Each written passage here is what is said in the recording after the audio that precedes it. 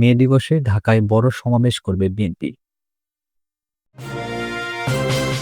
গুম খুনের বিচার এই সরকারের সর্বোচ্চ অগ্রাধিকার বললেন আইন উপদেষ্টা।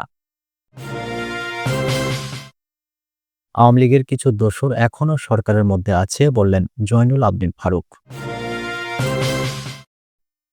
এবং সর্বশেষ জানাবো, নেতাকর্মীদের কঠোর বার্তা দিলেন তারেক রহমান। শুনছিলেন সংবাদ শিরোনাম। পুরো খবর জানতে ভিডিওটি শেষ পর্যন্ত দেখুন। সর্বশেষ খবর পেতে চ্যানেলটি সাবস্ক্রাইব করুন। এবারে জানিয়ে দেব বিস্তারিত। মে দিবসে ঢাকায় বড় সমাবেশ করবে বিএনপি। পয়লা মে মহান মে দিবসে রাজধানীতে বড় সমাবেশ করবে বিএনপি।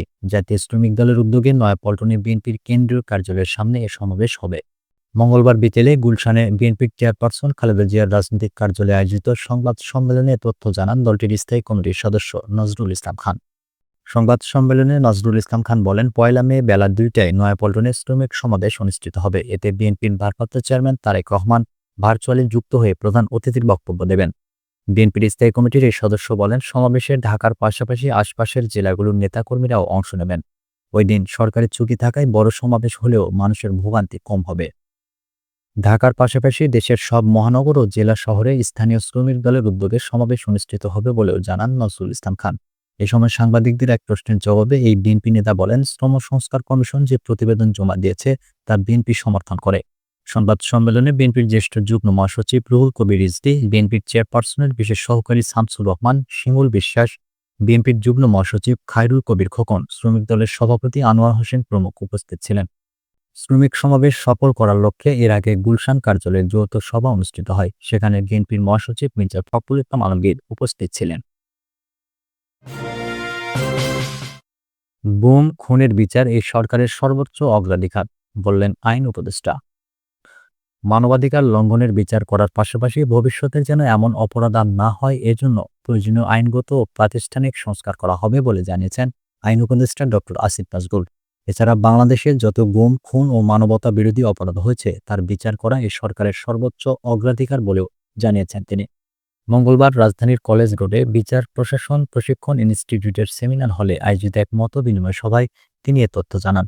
প্রস্তাবিত গুম প্রতিরোধ ও প্রতিকার অধ্যাদেশ ২০২৫-এর উপর এই সভার আয়োজন করে আইন মন্ত্রণালয়। আসিফ নজরুল বলেন, অনেকে প্রশ্ন করেন যে আইনগুলো করছেন পরবর্তী সরকার এসে সেগুলো রাখবে কিনা। কারণ ১/১১ সরকারের আমলেও অনেকগুলো ভালো আইন করা হয়েছিল, পরে আওয়ামী লীগ সরকার ক্ষমতায় এসে সেগুলো আর রাখেনি। তিনি বলেন, আমি সবাইকে বলি, পরে যে সরকার আসবে তারা কমপক্ষে ১,০০০ মানুষের রক্তের উপর দিয়ে গঠিত ফ্রেমওয়ার্কের মধ্য দিয়ে আসবে। তাদের পেছনে থাকবে ৫০ থেকে ৬০,০০০ মানুষের আহত হওয়ার স্মৃতি, লাখ লাখ মানুষের কান্না। এত বড় একটা লিগ্যাসির পর আমাদের পরবর্তী সরকার আমাদের এই সংস্কার ভুলে যাবে, এটা আমি কল্পনাও করতে চাই না। আমরা সমস্ত সংস্কার প্রক্রিয়ার মধ্যে রাজনৈতিক দল ও স্টেক হোল্ডারদের সংযুক্ত করতে চাচ্ছি। কখনো তারা যেন বলতে না পারে এখানে আমাদের কোনো অংশগ্রহণ ছিল না। এই অংশগ্রহণ নিশ্চিত করতে গিয়ে মাঝে মাঝে আমাদের সময় লাগে। আপনারা অধৈর্য হবেন না। আমরা আমাদের কাজে অটল রয়েছি। আমরা বাংলাদেশে মানবাধিকার লঙ্ঘনের জঘন্যতম অপরাধের বিচার করব। আওয়ামী লীগের কিছু দোসর এখনও সরকারের মধ্যে আছে বললেন জয়নুল আবদিন ফারুক। বিএনপি চেয়ারপারসনের উপদেষ্টা পরিষদের সদস্য জয়নুল আবদিন ফারুক বলেছেন, সরকারের মধ্যে এখনও আওয়ামী লীগের কিছু দোসর আছে। তাদের থেকে ডক্টর ইউনূসকে সতর্ক থাকার আহ্বান জানিয়েছেন তিনি। মঙ্গলবার জাতীয় প্রেস ক্লাবের মাওলানা আকরাম খাঁ হলে বেগম খালেদা জিয়ার রোগ মুক্তি কামনা ও শেখ হাসিনা সরকারের আমলে গুম খুন ও অপহরণে জড়িতদের বিচারের দাবিতে এক প্রতিবাদ সভায় তিনি এসব কথা বলেন। সভার আয়োজন করে জাতীয়তাবাদী নবীন দলের কেন্দ্রীয় কমিটি। প্রধান উপদেষ্টাকে উদ্দেশ্য করে জয়নুল আবদিন ফারুক বলেন, আপনি একজন গুরুত্বপূর্ণ ব্যক্তি। গ্রামের মানুষের জন্য গ্রামীণ ব্যাংক করে ইতিহাস সৃষ্টি করে নোবেল পুরস্কার পেয়েছেন। সেটা নিয়েও হাসিনা পার্লামেন্টে বাজে কথা বলেছিল। আপনাকে পায়ে হাঁটিয়ে ৭ তলা পর্যন্ত উঠিয়ে মামলার হাজিরা দেওয়ার ব্যবস্থা করেছিল। সে হাসিনার বিচার চলুক, আয়নাঘর যারা বানিয়েছে তাদেরও বিচার চলুক। কিন্তু চলমান প্রক্রিয়াকে ব্যাহত করার জন্য বাংলাদেশে আরেকটি চক্র খুব তৎপর হয়ে পড়েছে। সেই চক্রটি হলো আওয়ামী লীগ। আওয়ামী লীগের কিছু কিছু দোসর আপনার সরকারের মধ্যে আছে, এদের থেকে সতর্ক থাকুন। তিনি শেখ হাসিনাকে উদ্দেশ্য করে বলেন, আপনি হিংসা করে খালেদা জিয়াকে জেলে নিয়েছিলেন, কোকোকে বিদেশের মাটিতে মেরে ফেলেছেন। আপনি আসার ১৫ দিনের মাথায় জিয়াউর রহমানকে চট্টগ্রামে মরতে হয়েছে। ১/১১-তে আপনি মঈনুদ্দিনের দয়ায় চোখের চিকিৎসার জন্য বিদেশে যেতে পারলেন, কিন্তু বেগম খালেদা জিয়াকে একটা দিনের জন্য ডাক্তারের কাছে পাঠালেন না।